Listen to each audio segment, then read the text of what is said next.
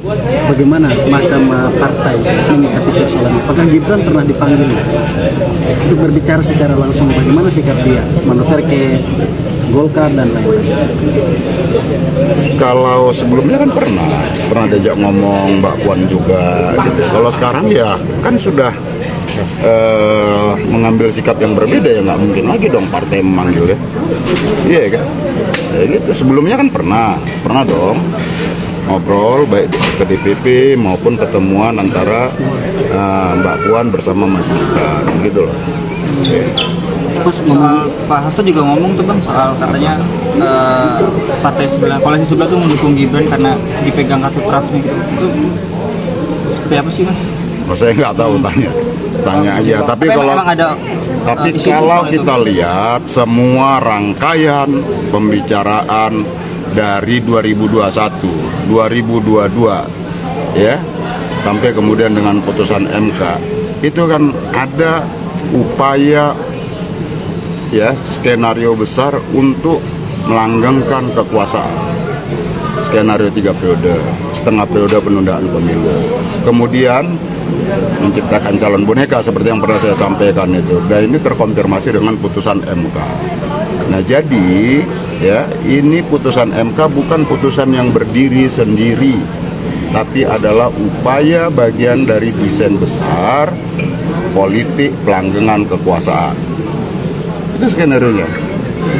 Gitu loh. Dari usulan 3 periode, penundaan pemilu, kemudian yang sekarang dengan putusan MK hari ini. Terkait kelanjutan Ibu Khofifah yang menjadi TPN Ganjar itu nanti gimana kelanjutannya?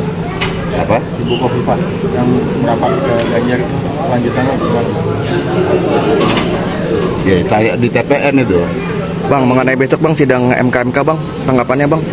Sidang MK Mahkamah Majelis Kehormatan mengenai keputusan kemarin Bang, yang capres cawapres. Ya, kalau saya mendukung itu supaya terbuka, ya, dan siapapun yang melanggar etika dan melanggar norma-norma yang diatur dalam aturan Mahkamah Konstitusi ya, dan perundang-undangan itu harus diberhentikan gitu. Bang, tadi Bang ada lagi singgung sedikit soal abdesi. Nah, abdesi ini waktu itu menurut Abang itu dimobilisasi untuk melanggar konstitusi, itu mungkin belum jelas tadi penjelasannya. Mungkin dia bisa. Ya googling aja lah teman-teman, abdesi itu kan jelas dimobilisasi siapa dewan pembinanya pada saat itu gitu loh. Ya, jadi skenario 3 periode itu dan penundaan pemilu itu bukan skenario baru. Gitu ya. Nah, Bang, putusan itu apakah nanti akan kalau benar-benar melanggar PTDH Bang buat hakim konstitusi yang memutuskan itu Bang? Apa? Diputus PTDH Bang. ya, Kalau benar-benar melanggar. ya disampaikan kepada publik aja. Iya. Bukan hanya ya harus pemberhentian tidak dengan hormat ya. Iya. Dengan tidak hormat apa-apa. Nah, Iya. itulah. Bang, tapi Bahlil bilang dia yang ngomong tadi. Siapa? Bahlil, Iya. Siapa? Bahlil Lahadalia, Menteri. Udahlah, emang ya bos ya, itu bukan skenario ece-ece ya.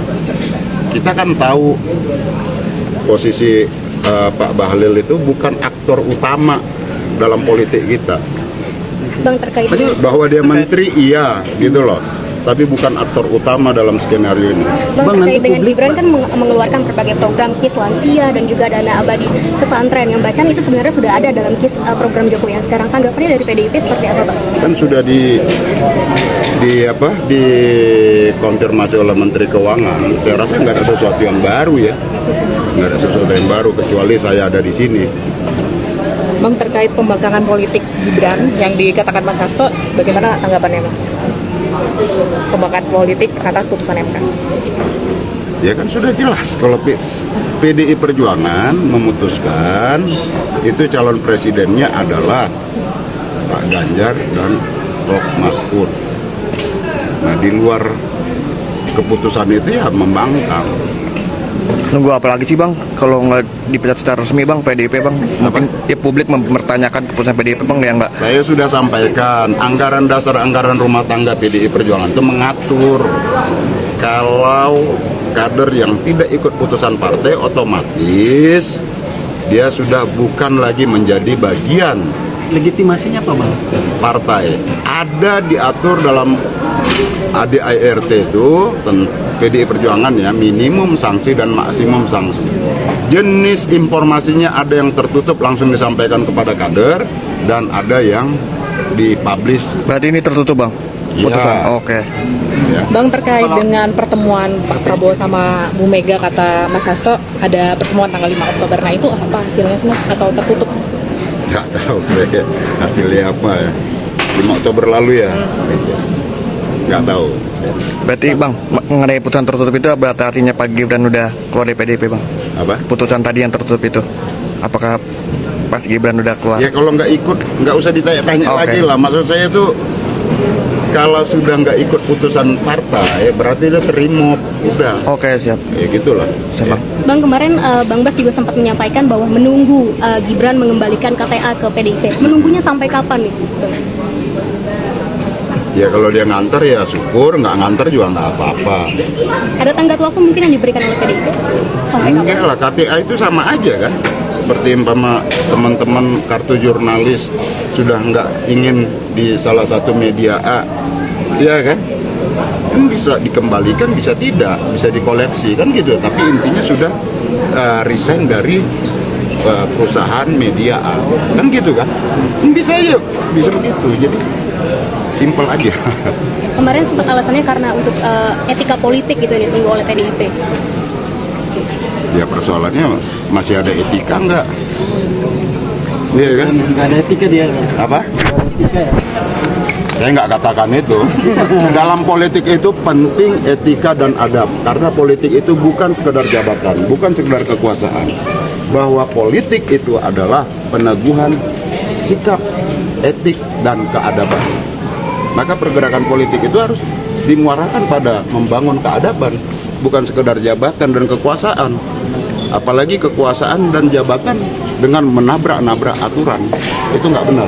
Itu harus dilawan. Bang, kata sebelumnya Pak Prabowo mengungkapkan akan bertemu Bu Mega bang mengenai pencapresan Pak Gibran, itu update-nya gimana sih bang?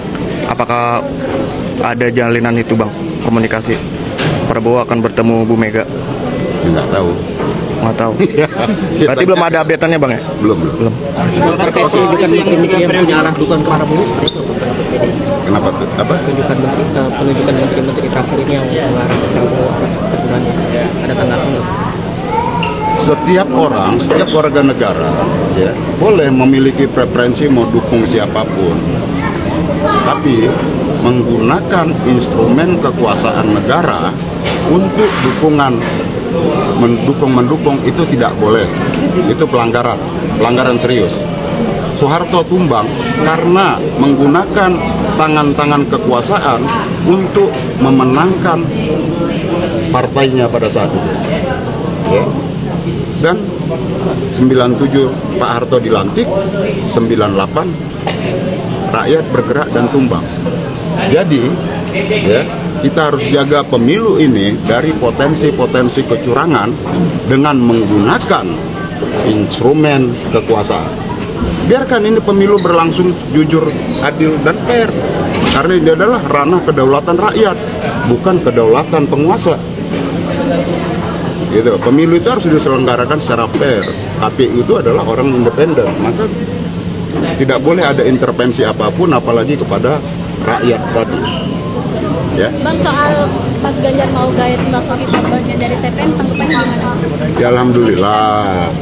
Karena prinsipnya PDI Perjuangan dan TPN serta teman-teman partai-partai pengusung dan pendukung Ganjar dan Mahfud itu intinya adalah terbuka dengan siapapun. Apakah Mbak Kofifa ini punya pengaruh signifikan buat suara koalisi PDIP di Jawa Timur? Ya, beliau kan gubernur. Iya, terpilih dengan suara terbanyak. Iya dong. Berarti cukup punya pengaruh.